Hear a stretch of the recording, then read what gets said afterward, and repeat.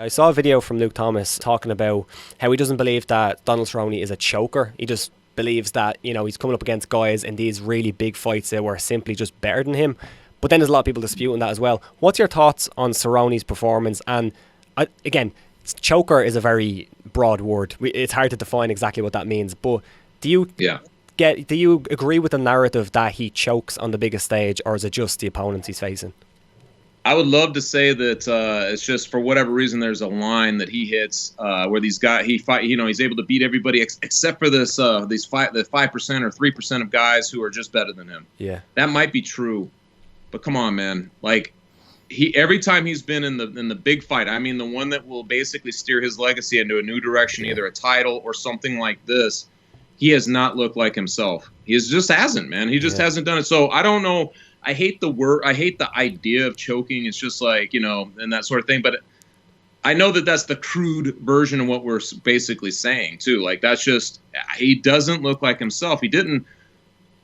I thought the way he comported all week, was very nice. I know some people are like, man, this isn't going to go well for him. Like, they were sensing that he was going to do exactly what happened. But I didn't really sense that. I thought this time he seemed ready. He seemed like he was ready to kind of confront it. All he wanted to do was get in there and fight. I thought that press conference, I thought he kind of actually shone better than Conor in a lot of ways because he was revving up the fans a little more and everything else. It's just whatever it is, man. It's like it hasn't mentally translated for him. And it is a mental game, too. Like, he gets in there and he just doesn't look like himself. Like, that wasn't the fight. I mean, and I remember the RDA fight when he was back in Orlando. It's just, you're watching one version of Cerrone and you're thinking the other thing's going to happen, and then it's just compromised once he gets in there. And I don't know what it is, but I hate the word choker, but I think I agree with that. If you want to be crude, that's what it seems like to me. Yeah, it's a really weird one. Like, even in WEC when he fought for titles, similar thing, he just didn't show up. So it is a very strange thing. And I'm pretty sure he fought like guys, say, like further down the card, maybe wasn't as important and looked way better. So I can definitely understand that. Psychologically, I think he thrives if there's a fight, like, especially if he doesn't know much about the fighter, or it's just thrown at him, or it goes under the radar. These are all conditions he likes. He likes the kind of like, yeah, why not? Let's just do it without thinking about it. Let's do it without thinking about it. Let's just be spontaneous and get in there and fight. It's just a fight. He's able to maintain that on certain fights. Like, he can take short notice. Perfect for his mentality because he doesn't have to overthink it. I think fights like this and fights that have so much import and so much media and so much hype and so much ESPN was all over this thing. It's a bad formula for him. Whatever reason, it's a bad formula for him.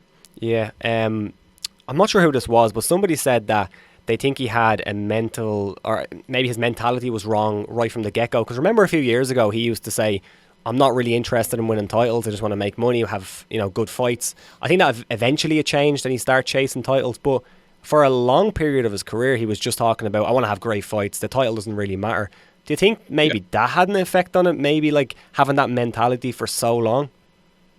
It's hard to say, man, because at some point we've dealt with so many versions of Cerrone too. Like, you know what I mean? Like, where it feels like he's had 33 fights. I feel like we've written about him and talked about him through all 33 in slightly evolving ways. And he becomes a father. He resurrects himself. He goes to welterweight. He resurrects himself.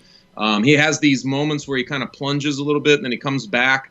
I don't know, man. And remember, his grandma at one point was like sick, and that was right around that RDA thing. Like, I feel like he kind of publicly has variations of himself where he presents himself like, "Hey, man, I'll fight anybody." That aren't always like, he will fight anybody, but it's not always rosy, in terms of how he's thinking of it. It's just weird, man. Yeah. I don't know. Something in his mind, though. I will say this I would say this definitively. Like, there is a way that he approaches fights, certain fights, that works for him much better than others. In his mind of minds, I hope that he figures out, like, if he's going to keep going, which it sounds like he is, the exact mentality that he should bring in there, because he's done it long enough, and we've seen him look so good against guys that we think he might lose against, bigger guys, more talented guys, things like that, and he ends up winning.